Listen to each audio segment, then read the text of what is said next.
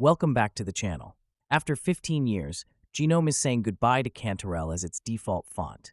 The new choice is Adwaita Sans, marking an important change in the visual identity of the desktop environment. But why this decision? Cantarell is no longer maintained, and developers decided it was time to switch to something more modern and updated. What's wrong with Cantarell? In recent years, Cantarell has not received updates, leading to readability and rendering issues, especially on high DPI and high-resolution displays. A font needs continuous optimization, but without maintenance, that's no longer possible. Why Adwaita Sans?